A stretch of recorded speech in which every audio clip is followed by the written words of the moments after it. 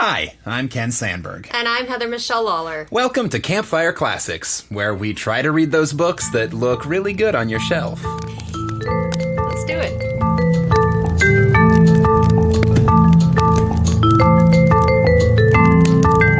For some reason, I sounded kind of froggy when I said hi. It was very... We've only really had coffee today, It's kind of it's a morning edition here at the Campfire Classics. We are recording kind of early in the day, a little earlier than usual. A little earlier than usual. It's early in the day, early for artists. It's almost 4 in the afternoon. I mean, I did get out of bed, I woke up at 11:30, but I didn't get out of bed till about 1. Yeah. I was just in my bed. It was cozy, and I was like, I want to do some work on my phone in here. It's quiet and dark, and I like it. I'm not used to working this early. Yeah, I just like having something to work on, honestly, because, here we are, still in the pandemic, and we're actually recording this on Labor Day. Yeah. Yeah, so this is... So by the time you hear this, we might not be in... No, I'm not even going to say that. God. But it's a day of action for Be an Arts Hero, which I want to give a shout out to because they're doing some amazing work for artists. Hashtag Be an Arts Hero. And they also have a website, beanartshero.com. I highly encourage you head over there. Call your senators and let people know how much the arts is affecting the economy, because there's all the stats on this website, and I don't think people realize, or we would have already bailed out the arts, because it's going to affect everywhere from New York City, which is Broadway, and LA, which is Hollywood, to towns that have a summer stock theater, that the restaurants and hotels and industry, their tourism for the people that come to the theater are not coming, and therefore places are shutting down, like smaller places like Creed, Colorado, where I've worked, and it's a one street town, but that theater's been there over 50 years, and it is a huge part of their economy. Yeah, there are three big theaters in Door County, Wisconsin, which are huge tourism pulls, and so all of a sudden this summer, they don't have those people coming out to see the shows. Yeah. They don't have the people coming out to hear the music that usually plays. They don't have the people coming out to do all of those artistic things that make for summer vacations. And so not only are the theaters and musicians and artists hurting, but also the hotels and the restaurants, and the ripple effect is huge. It's insane. So I want to give a huge shout out to Carson Elrod, who is the brother to Bree, who we both know very well from our time in Kansas City, and he's doing amazing work, and everyone that's jumped on the Be an Arts Hero bandwagon is doing amazing work. So check them out. I wanted to give them a huge shout out, as it is Labor Day, and we are both proud union members of the Actors Equity. So check that out. Give them some love, because we're making our own art right now. Because we're artists and we need to work, and we love that you're listening, and thank you for supporting this podcast, because you are supporting two artists. So one of the easiest ways you can support us is become a patron on Patreon. I got to do it this time. You got to do it. Look at he's learning. Go to patreon.com/5050artsproduction and go ahead and sign up to make a monthly donation. Even as little as $2 a month helps us out a ton. It's huge.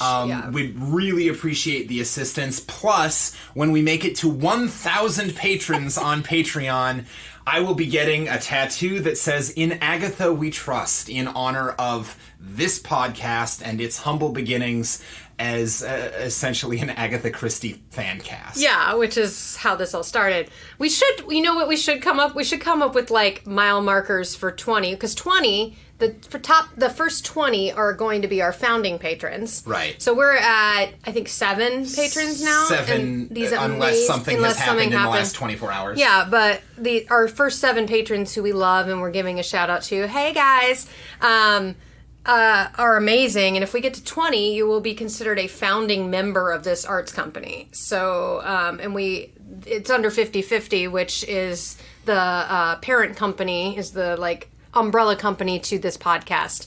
And other art that we create. We do online cabarets, in person, socially distanced cabarets, and all the other stuff. So go check us out. That's enough about business. So we talked a little bit earlier, and I actually want to play a quick little game. Oh, fun. This is because in the podcasting world, one of the easiest ways to get yourself a huge subscriber base is to just be a true crime podcast. True crime or paranormal, which is my favorite. We are not, but I thought it would be fun. But we do a lot of true crime inspired story. We do a fake crime. And I thought it would be fun to play Two Truths and a Lie True Crime Edition. Yay. So I'm going to read you the summary of 3 crimes. Okay. 2 of them really happened. One of them is the plot to a mystery novel. Great. And you need to tell me which one is the plot to the mystery novel. Let me read all 3. Okay. And then you're going to tell me which one you think is the lie. Okay. What are we going to call? What do we call this game?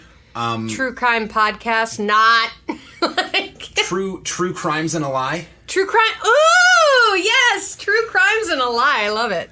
So I'm going to edit in a quick little theme music right here. Oh.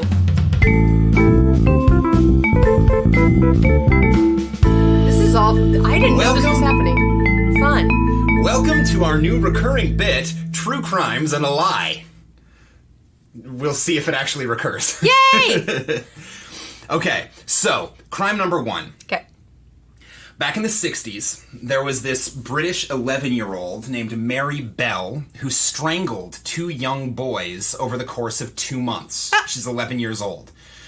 Now, Bell came from a broken home. She had a teenage sex worker for a mother and an active criminal for a father. When she was arrested by the police not long after the second murder, she apparently said, "Well, that's all right by me." During the trial, Mary was said to be defiant, showing zero remorse.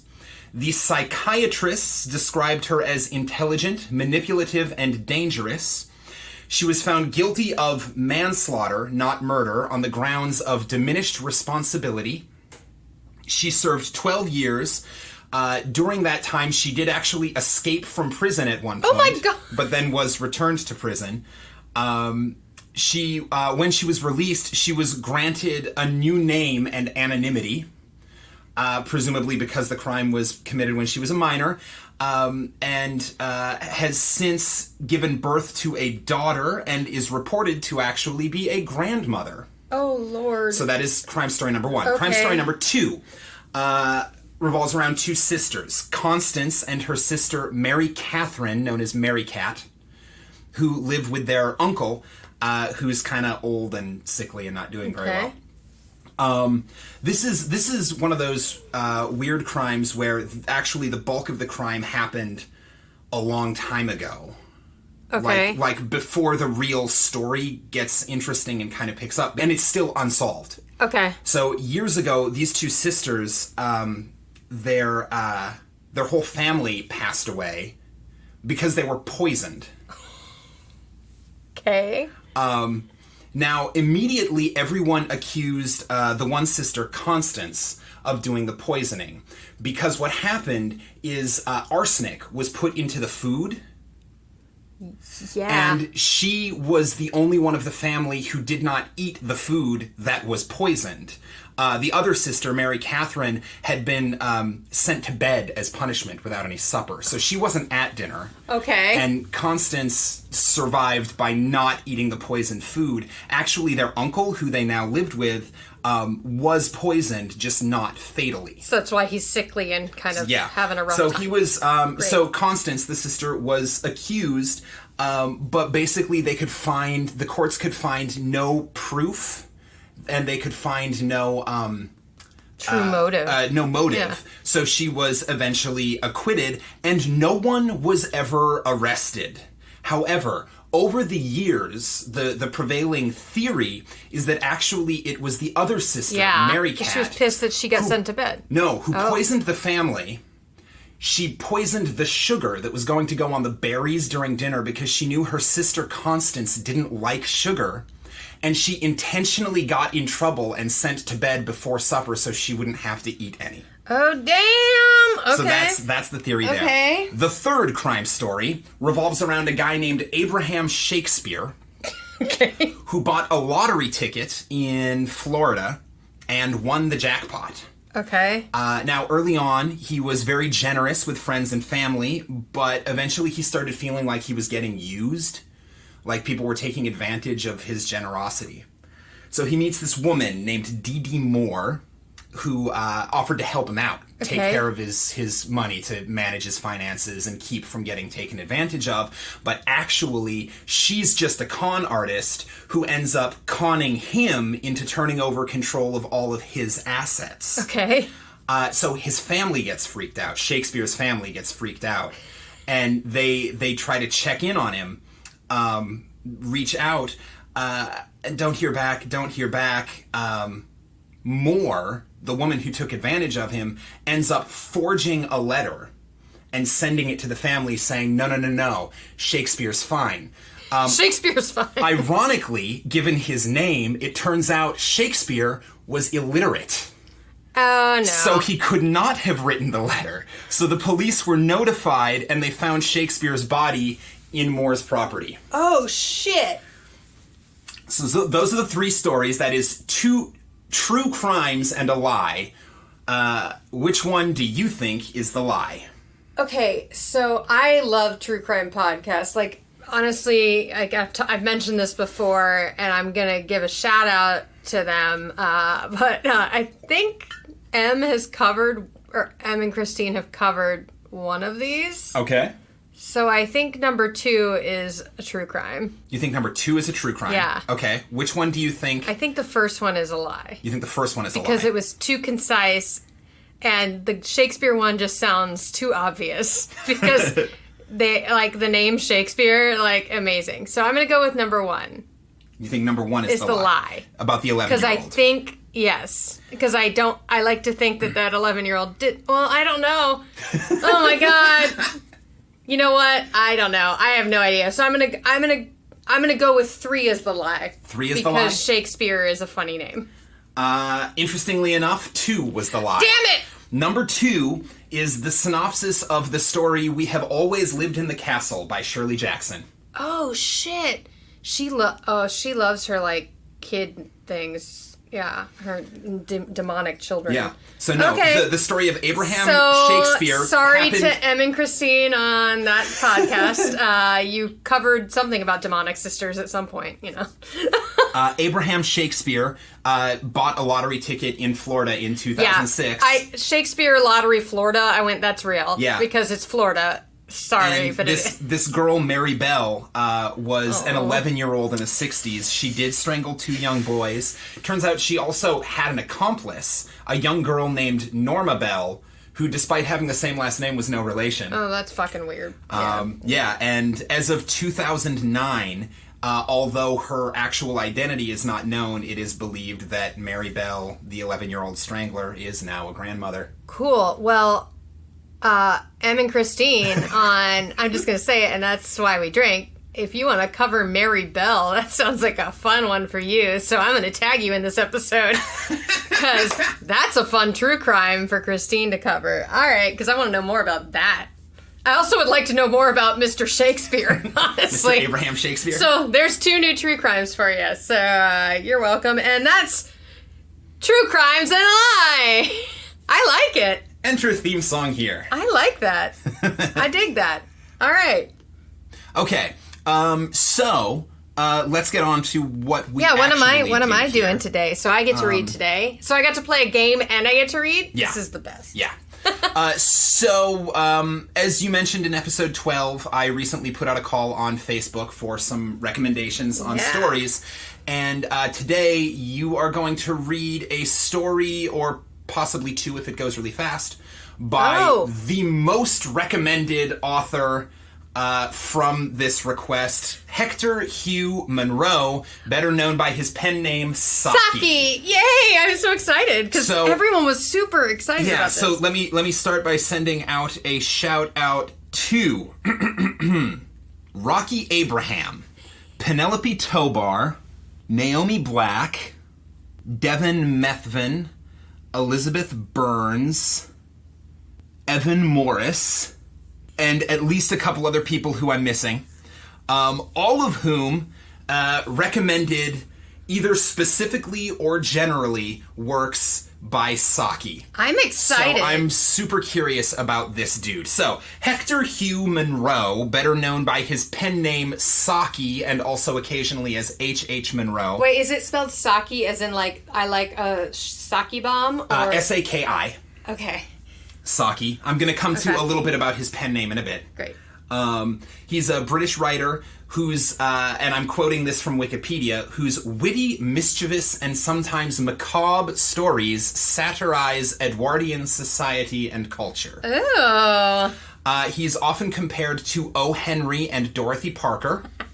Awesome. He was influenced by Oscar Wilde, Lewis Carroll, and Rudyard Kipling, and authors who cite him as an influence include A.A. Milne, Noel Coward, and P.G. Wodehouse. Okay. So wow. This guy's a heavy hitter. All right. His pen name, Saki, there are two ideas of what it might come from. The more entertaining one is that it might be a reference to the South American Saki monkey, which at least two commentators, Tom Sharp and Will Self, have connected to the, quote, small, long-tailed monkey from the Western Hemisphere that is a central character in The Remolding of Groby Lington, one of his stories. Okay, I like his name being named after a monkey. Named after a monkey, I like that. Although more commonly, it's assumed that it's a reference to the cupbearer in a book that I'm going to have trouble pronouncing, and I apologize in advance for butchering this. Rubaiyat of Omar Khayyam. Okay. Now, there are two people who have confirmed this, and the reference is stated as a fact by Emlyn Williams in an introduction to a Saki anthology, which was published back in 1978. All right, cool. So monkey or book reference? Either a monkey or a character in a book. Great. He was born in British Burma, which was then part of British India, but now is the country of Myanmar. Okay. When he was just 2 years old, his family went home to visit England. His mother was charged by a cow, and the shock caused her to miscarry, and then she died. Oh my god! Charged by a cow. Oh no! Oh my god! Yeah. What? I'm guessing we're going to cover a fair bit about... we're probably going to get a chance to cover more about him, so I don't want to go through too many fun facts right here. But, spoiler for the future, despite being old enough that he did not need to, he chose to enlist in the British Army during World War I. Well, what a badass. So, yeah. I think that's all I'm gonna cover for now. Okay. So, today... You get to read off the Kindle You're going to read the story, The Boar Pig. The Boar Pig! Oh, I just remembered his mom died by being charged by a cow. This is a boar pig, so it's different, but... All right, we ready to start the fire? Let's do it. Start that fire. Ah, it's so nice. Love it. It's so warm. I can't wait to turn on the air conditioner. Coffee. The Boar Pig by Saki. There is a way onto the lawn, said Mrs. Philidor Stossen to her daughter, through a small grass paddock and then through a walled fruit garden full of gooseberry bushes. I went all over the place last year when the family were away. There is a door that opens from the fruit garden into a shrubbery, and once we emerge from there, we can mingle with the guests as if we had come in by the ordinary way. This is such a British beginning. I know, it's like, we're gonna sneak in through the gooseberry bushes. Through the gooseberry bushes. Oh, we are in England, so should I throw on an accent? All right. Do it. I'm guessing these two are not high, or they weren't invited to the party. They weren't invited to the party. So maybe they're like a little lesser class. I will trust you to make that decision. You're reading. All right. It's much safer than going in by the front entrance and running the risk of coming bang up against the hostess, who would be so awkward when she doesn't happen to have invited us. This is the way to crash a party in England. You go in through the gooseberry bushes because you don't want to make it awkward when the hostess and you bang up against each other. Yeah, don't awkwardly bang the hostess if you haven't been invited. Especially if you haven't been invited. Consent is important. But you can still sneak into a party. Isn't it a lot of trouble to take for getting admittance to a garden party? To a garden party, yes, but to the garden party of the season? Certainly not. Everyone of any consequence in the country, with the exception of ourselves, has been asked to meet the princess, and it would be far more troublesome to invent explanations as to why we weren't there than to get in by a roundabout way. I love this already. I stopped Mrs. Couvering in the road yesterday and talked very pointedly about the princess. If she didn't choose to take the hint and send me an invitation, it's not my fault, is it? Now, here we are. We just cut across the grass and then through the little gate into the garden. So she's like, she ran into her at the grocery store and she's like, oh, the princess is coming, eh? Yeah. And like, she's like, I'm just headed over. Nudge. How about an invite? No, fine. I'm going to plan the most lo-fi heist you have ever... I'm going to assemble a team of 11. I'm so excited. This is going to be, we'll call it Saki's 11. Saki's 11, except there's two of them. It's Mrs. Stossen and her daughter. Well... Saki's 2. Saki's deuce. They need to find an acrobat who can squeeze into tight little spaces, and an old man who can pretend to fall down and be sick, and Brad Pitt. If they had Brad Pitt, they'd get invited to the party. Let's be real. Brad Pitt and George Clooney, they're going to the party. All right, Mrs. Stossen and her daughter, suitably arrayed for the country garden party function, with an infusion of Almanac de Gotha. What?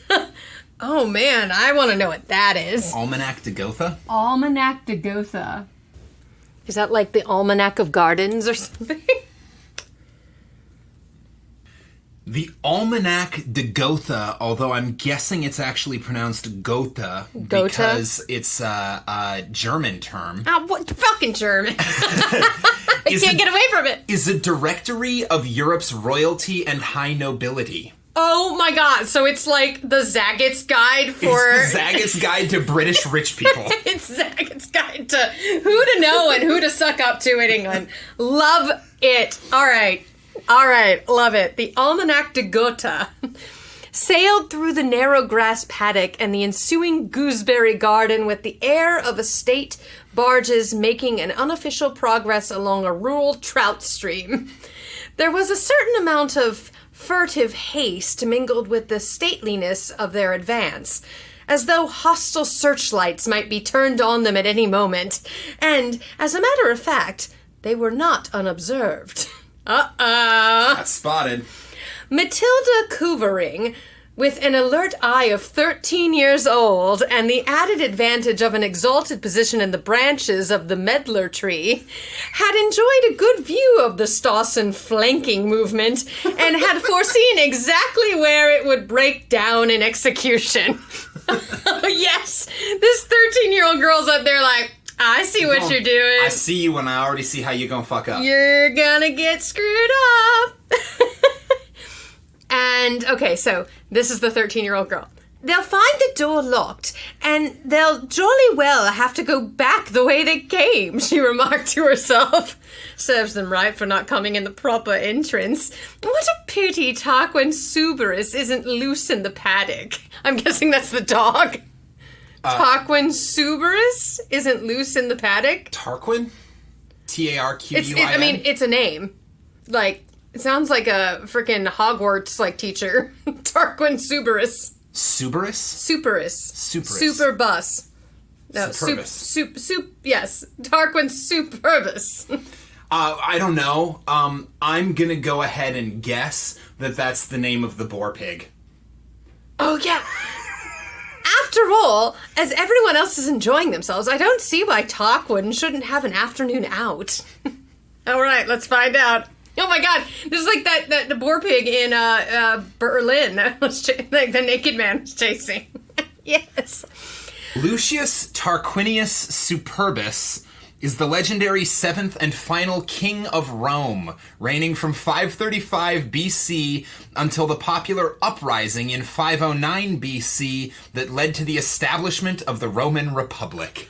So either they've got this man locked up in their basement, or they've named for the their last pet. 2,500 years. Or they've named their pet after named their pet after the king of Rome that led to the fall of the kingdom of Rome.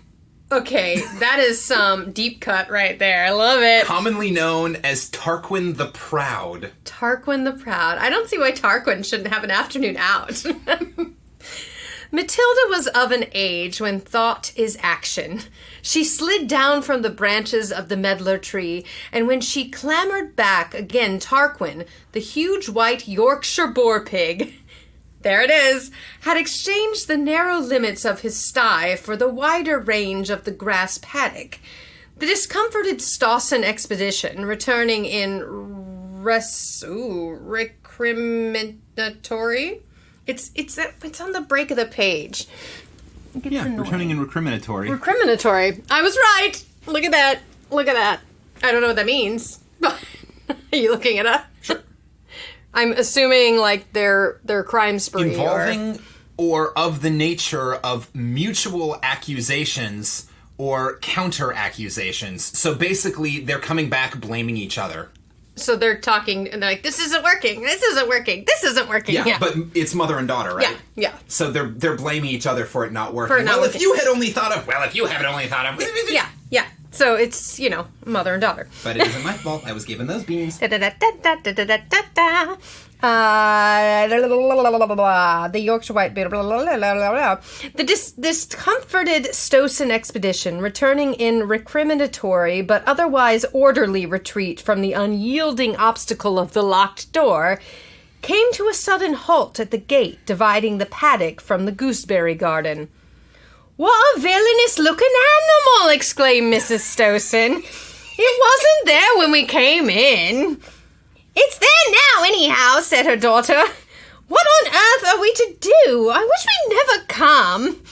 The Boar Pig had drawn nearer to the gate for a closer inspection of the human intruders, and stood champing his jaws and blinking his small red eyes in a manner that was doubtless intended to be disconcerting, and as far as the Stawsons were concerned, thoroughly achieved that result. "Shoo! Hiss! Hiss! Shoo!" cried the ladies in a chorus. "If they think they're going to drive him away by reciting lists of the kings of Israel and Judah, they're laying themselves out for disappointment, observed Matilda from her seat in the medlar tree. As she made the observation aloud, Mrs. Stawson became for the first time aware of her presence. Oh no, now they know this 13-year-old girl just released a damn pig. A moment or two earlier, she would have been anything but pleased at the discovery that the garden was not as deserted as it looked, but now she hailed the fact of the child's presence on the scene with absolute relief. "Little girl! Can you find someone to drive away, she began hopefully. "Comment? Comprends? Was the response. "Oh, are you French? Est-vous française? Pas du tout, c'est anglais. Well, then why not talk in English? I want to know if... Permettez-moi expliquer. Oh no. You're going to have to read that one. I did pretty good up till then. Permettez-moi expliquer. Let me explain. Yeah, let me explain. Ooh, look at that. You see, I'm rather under a cloud, said Matilda. I'm staying with my aunt, and I was told I must behave particularly well today, as lots of people were coming for a garden party, and I was told to imitate Claude. That's my young cousin, who never does anything wrong except by accident, and then is always apologetic about it. It seems they thought I ate too much raspberry trifle at lunch, and they said Claude never eats too much raspberry trifle.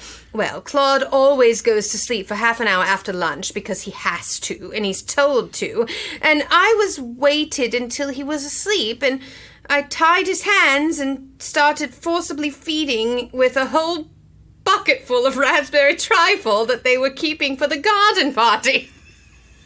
Did she actually do this? Because that's fucked up. She tied up her cousin and then sort of force-fed him dessert? Cookies? Wait, what's the... Oh, it's like Matilda. Oh, her name's Matilda. Her name's Matilda. Oh, funny, because that's like what Trunchbull does to the kid with the cake. Because the kid, like in Matilda, the kid eats some cake and she goes, "Oh, did you like the cake?" And then they like make him eat the whole damn cake in front of the like students. So that's weird. All right, love this because this is Matilda. All right, love those little like connections. Love it. Roald Dahl. Did you read this? I bet you did. All right. Lots of it went onto his sailor suit, and some of it went onto the bed, but a good deal went down Claude's throat. And they can't say again that he has never been known to eat too much raspberry trifle. That is why I am not allowed to go to the garden party, and as an additional punishment, I must speak French all afternoon.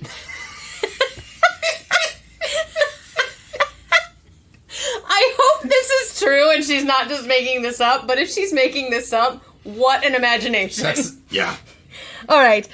I've had to tell you all this in English as there were words like forcible feeding that I didn't know in French. Well, of course I could have invented them, but if I had said nourriture obligatoire, you wouldn't have had the least idea what I was talking about.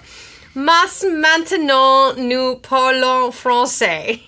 So, oh well, now I must speak French. Mais maintenant nous parlons français. Yeah. Yeah, but now we speak French. But now we speak French. Oh God. I hope this doesn't go on too long. I apologize to all French speakers out there. I hope we have listeners in France just so they can laugh at the stupid American who took 2 years of French in high school, which was more than 20 years ago. Oh, very well, très bien, said Mrs. Stossen reluctantly, in moments of a flurry such French as she knew was not under very good control. La tu côté de la porta est un cochon? Un cochon? Ah, le petit charmant, exclaimed Matilda with enthusiasm. I'm going to let you read that and see if it's even close to what I said. À l'autre côté de la porte est un cochon. I don't know that word. Something pig. Cochon is pig. I do know that. Ah, there we go. Yes. Là, l'autre côté de la porte. In front of the door is a pig. A pig. The little charmer. Mais non, pas du tout petit et pas du tout charmant. No, it's not little and it's not cute. Un bête féroce. It's very ferocious. It's a ferocious beast. It's a ferocious beast. Okay, so, all right, I love this. On bête, corrected Matilda. So, Mrs. Stossen said, un bête féroce. On bête, corrected Matilda. A pig is masculine as long as you call it a pig, but if you lose your temper with it and call it a ferocious beast, it becomes one of us at once. Got it. Becomes one of us at once. Yeah. Becomes feminine. Yeah, becomes, yes. French is a dreadfully unsexing language. For goodness sake, let us talk in English then, said Mrs. Stossen. Is there any way out of this garden except through the paddock where the pig is? I always go over the wall by way of the plum tree, said Matilda. Dressed as we are, we could hardly do that, said Mrs. Stossen. It was difficult to imagine her doing it in any costume. Let me try that again. Side note, a Yorkshire boar pig can be up to 8 feet long and weigh as much as 1,000 pounds. Holy crap! All right. So this is the pig that freaked them out. All right. So, for goodness sake, nope. I always go over the wall by the plum tree, said Matilda. Dressed as we are, we could hardly do that, said Mrs. Stossen. It was difficult to imagine doing it in any costume. Do you think we could you could go and get someone who could drive the pig away, said Miss Stossen, so it's the daughter. I promised my aunt I would stay here till 5 o'clock, and it's not 4 yet. I am sure, under the circumstance, your aunt would permit. My conscience would not permit, said Matilda with cold dignity. We can't stay here till 5 o'clock, exclaimed Mrs. Stossen with growing exasperation. Shall I recite to you to make the time pass quicker, said Matilda. Oh, don't worry, I'll tell you a story, said Matilda obligingly. Belinda, the little breadwinner, is considered my best piece, or perhaps it ought to be something in French. Henry Quatre's address to his soldiers is the only thing I really know in that language. If you will go on and fetch someone to drive that animal away, I will give you something to buy yourself a nice present, said Mrs. Stossen. Matilda came several inches lower down the medlar tree. That is the most practical suggestion you have made yet for getting out of the garden, she remarked cheerfully.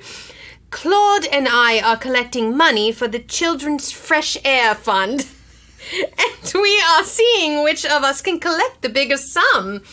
Oh, I shall be very glad to contribute half a crown, very glad indeed, said Mrs. Stossen, digging that coin out of the depths of a receptacle which formed a detached outward of her toilet. What? It says toilet. Digging that coin out of the depths of a receptacle which formed a detached outwork of her toilet. Is she carrying a bucket around? I would imagine it's her toilette. Toilette. So her like little purse. Her stuff that goes with her to powder her face. To powder her face. Her toilette. Her toilette. Yes, that's right. We're in a fancy country. Toilette. Claude is a long way ahead of me at present, continued Matilda, taking no notice of the suggested offer. You see, he's only 11 and has golden hair and those enormous advantages when you're collecting. Only if you're cute and blonde. Only the other day, a Russian lady gave him 10 shillings. Russians understand the art of giving far better than we do. I expect Claude will net quite 25 shillings this afternoon. He'll have the field to himself, and he'll be able to do the pale, fragile, not long for this world business to perfection after his raspberry trifle experience. Yes, he'll be quite 2 pounds ahead of me by now. With much probing and plucking and many regretful murmurs, the beleaguered ladies managed to produce 7 and 6 pence between them. I'm afraid this is all we've got, said Mrs. Stossen. Matilda showed no sign of coming down either to the earth or to that figure. I could not do violence of my conscience for anything less than 10 shillings, she announced stiffly. Mother and daughter muttered certain remarks under their breath, in which the word beast was prominent, and probably had no reference to Tarquin. So they're calling this little girl a little beast. I want this little girl to grow up to be best friends with the little boy from the Ransom of Red Chief. Yeah, I hope they get married. This little British girl and this little boy in the Wild West. Boy from Alabama, yes, or wherever they were. Yes, I love it.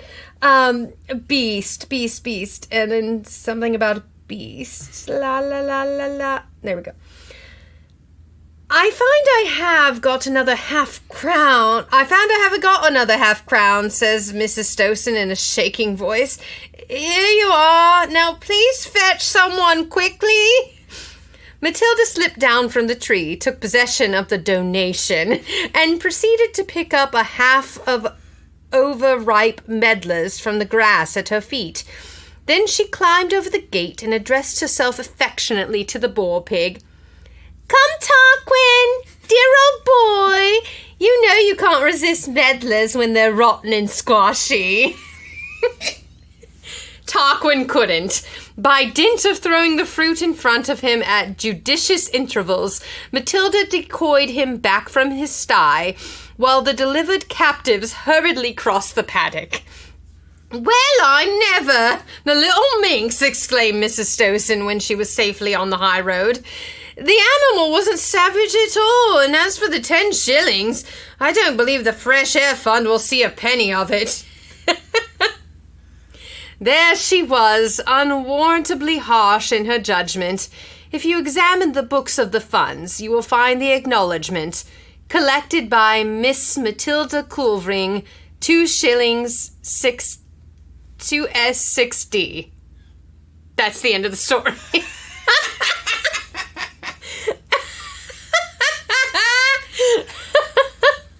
That's redonkulous. So she handed over, like, 2 and 6 of the 10. Almost 10 that she was given. She's like, yeah, I'll give a little bit, and then I'm gonna go get something for myself. Like some more trifle to force feed my poor cousin. Would you like to read another one? We're only 45 minutes in. Yeah! All right. That was fun. I like Saki. This is hilarious. It's like Oscar Wilde meets O. Henry. Yeah. So, the story by Saki that was first recommended on the page was actually one called The Open Window. Oh, yes. So, you can go ahead and read that one next. Yes. The Open Window by Saki. A double header, y'all. This is fun. The Open Window by Saki. My aunt will be down presently, Mr. Nuttall, said a very self-possessed lady of 15. I love all these teenagers. All right, I'm starting over. My aunt will be down presently, Mr. Nuttall, said a very self-possessed lady of 15. In the meantime, you must try and put up with me. Frampton Nuttall endeavoured to say the correct something, which should duly flatter the niece of the moment without unduly discounting the aunt that was to come.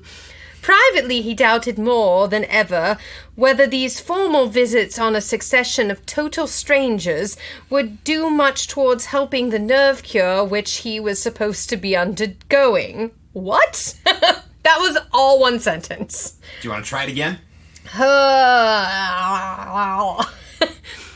Frampton Nuttall endeavoured to say the correct something which should duly flatter the niece of the moment without unduly discounting the aunt that was to come. Privately, he doubted more than ever whether these formal visits on a succession of total strangers would do much towards helping the nerve cure which he was supposed to be undergoing. So he's doing these visits, but he's supposed to be, like, calming himself. Yeah, he's got anxiety, and he's not sure that visiting a bunch of strangers is going to help his anxiety. Yes. Which I understand. Yes. Stick me in a room with a bunch of strangers, and I am going to vibrate through the damn wall. I know how it will be, his sister had said when he was preparing to migrate to this rural retreat. You will bury yourself down there and not speak to a living soul, and your nerves will be worse than ever from moping. I shall just give you the letters of introduction to all the people I know there. Some of them, as far as I can remember, were quite nice. So he's basically like going on a retreat to try and calm his nerves, but he has to deal with a bunch of strangers to go on a retreat. It's like going to an Airbnb when you have to hang out with the host a little bit, and you're like, no, I came here to get away, and I don't want to talk to you. It's not a jam. Anyway, Frampton wondered whether Mrs. Sappleton, the lady to whom he was presenting one of the letters of introduction, came into the nice division. So, was she a good one or was she a bad one? Are you a good bitch or a bad bitch? I'm a bad bitch. We all know that. Do you know many people round here? Asked the niece when she judged that he had had sufficient silent communion. Hardly a soul, said Frampton.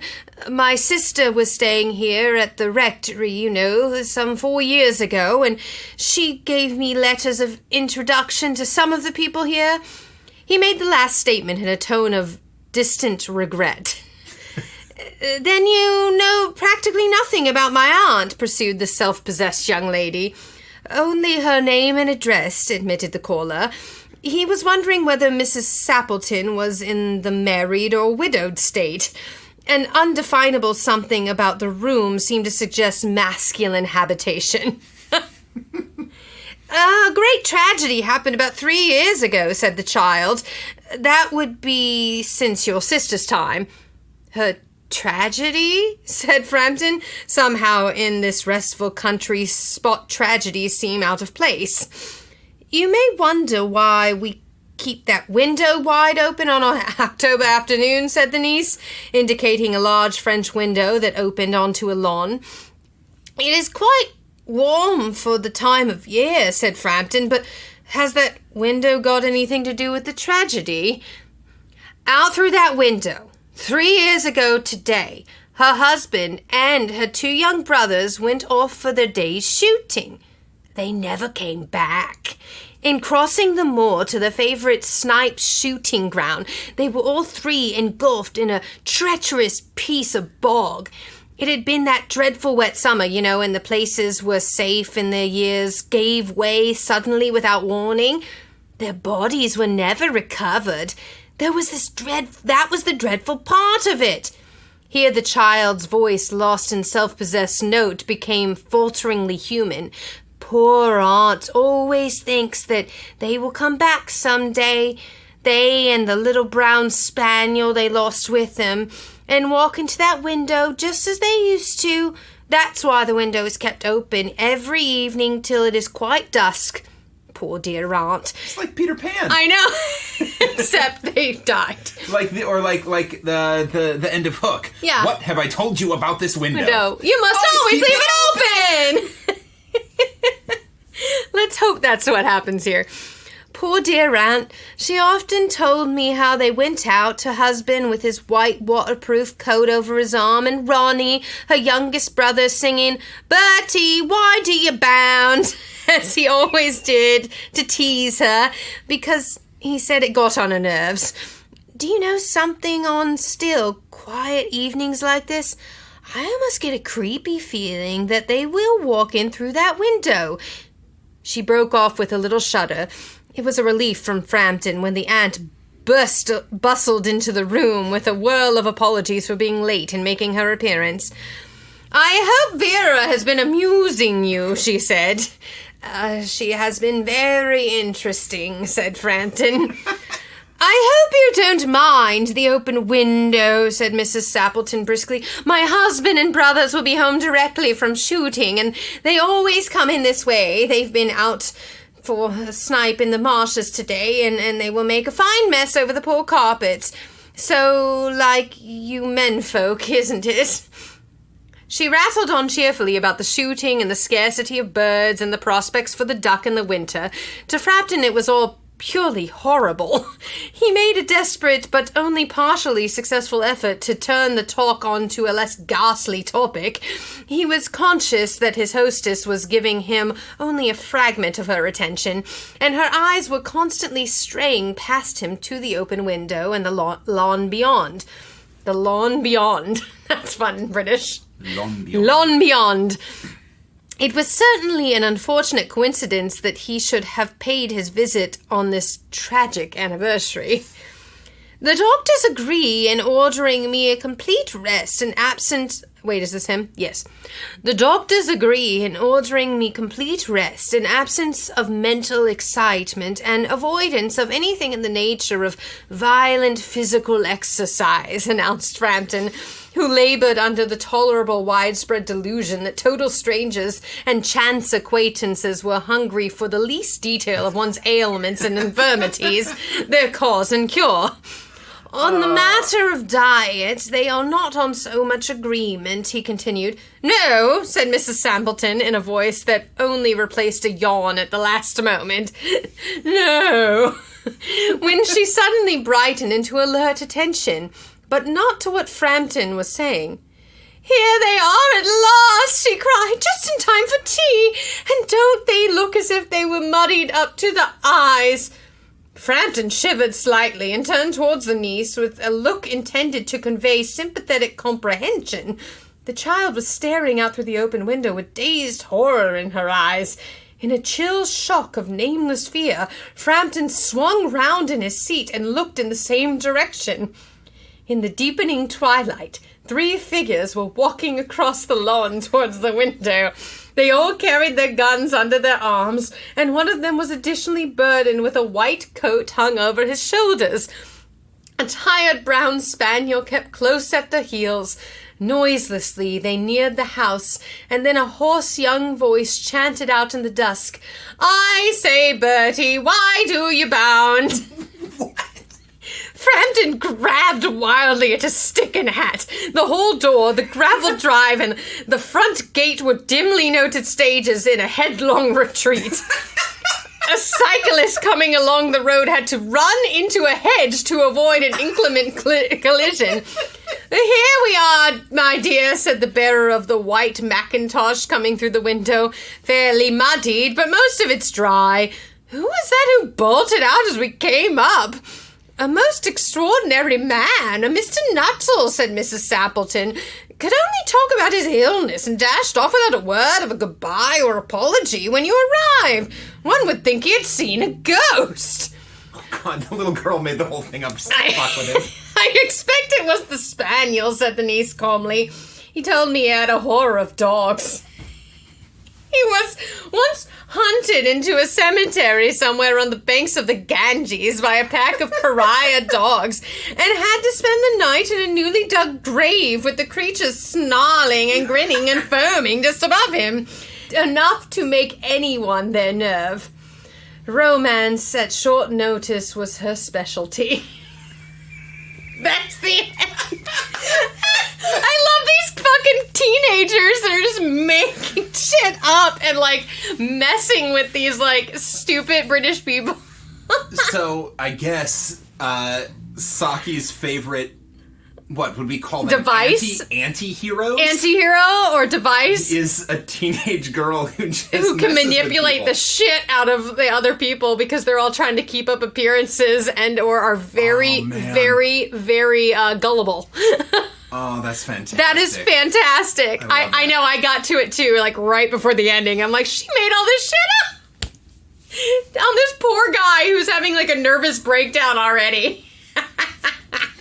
I see him. That guy is either played by Wally Shawn or there's somebody else I could see, and it was like he's in a bunch of movies, but he's like a B-list actor and he's in like everything, but like I can't think of his name. Like he always kind of plays like that guy. But Wally Shawn would be great in it too. Wally Shawn could be name's gone. Woody Allen. Okay. Woody Allen if he wasn't a, questionable human being. No, I'm just saying in terms of the character. The character. Well, I'm trying to like, why can't I don't know. I'm gonna, on the website, I'm gonna put up this guy's name because he's in like a couple movies that I'm like envisioning this character. But I can't think of him right now, and I can't even think of the movies because I'm so amused by these stories. I love it. That Saki for the win, man. Yeah. Those are delightful. That and they're short and delightful. I feel like I read this at some point in my life. What, The Open Window? Yeah. Really? Like, or maybe it's just like that timeless classic of like a kid fucking with, like, I don't know. I feel like I'm having like a childhood flashback to like something of this story, but not really. I think it's just they've made movies like with similar plots and stuff. And... Yeah. Well, so once again, a big thank you to Rocky Abraham, Penelope Tobar, who claims to be Saki's #1 fan. Hey, I might be competing now. Someone has to be. Devin Methvin, Elizabeth Burns, Evan Morris, and Naomi Black. Yes. Thank you to all of you who recommended Saki, because that was great fun. Because we're in love. I'm in love with these. Thank you to the other folks who have made recommendations. We're gonna get to them. It just, takes some time to find the right story. Keep sending them, though. We love this. If you have story recommendations, you can send them to us. Track us down on Facebook, Instagram, Twitter, or our website, campfireclassicspodcast.com. Become a patron! Become a patron. If you become a patron, your requests are more likely to go to the front of the line. That's true. And just saying, the more money you give us, the more we listen to your input. I'm going to drop this right now. If you become a patron, if you become one of the first 20 patrons, we're going to add this. Not only will you be a founding member, but we just got Campfire Classic stickers made. So not only will you get a 50/50 sticker, you will get a Campfire Classic sticker at any level. At any level, you will get a Campfire Classic sticker. Done. Done. Done. I made it. I made the announcement. All right. Cool. So come love us. We love some merch. Yeah. For the first 20 patrons. So get in there. Get in there. You can do it for as little as $2. It's like less than a Starbucks Frappuccino. It's less than a pumpkin spice latte. 'Tis the season. Welcome to pumpkin spice season. As people call it, the PSL. Welcome to Campfire Classics, a pumpkin spice latte fan cast. For next week's episode, please send us your thoughts, questions, and concerns about the pumpkin spice latte. The PSL. We will address whatever those concerns may be. We are going to do something special for the month of October, I think, since a lot of what we read are like ghost stories and whatnot. So stay tuned for that, and that goes with pumpkin spice. And if you have specifically ghost stories that you think would be good for the Halloween season, please send them our way. Although, do remember when sending us stories that we are looking specifically for things in the public domain, because as amazing as our patrons are, they are not donating enough money for it to be worth it for us to get sued. Yeah, nobody needs to get sued. No, this is all for fun. We don't need to get sued. Thanks. I think that's it. All right, this has been a fun one. That was great. We played two crimes. True crimes and a lie. True crimes and a lie. Thank you for joining us on True Crimes and a Lie, the podcast game show within the podcast Campfire Classics. Whoop, whoop. Hope you enjoyed that one too. I think that's it. We're good. Yeah. All right. Send in love, and everyone stay safe and healthy, and remember to vote. We'll see you soon. Bye. This has been Campfire Classics, where we forget to put our own tagline at the end of the podcast. Sometimes it happens, because we're just excited. Later.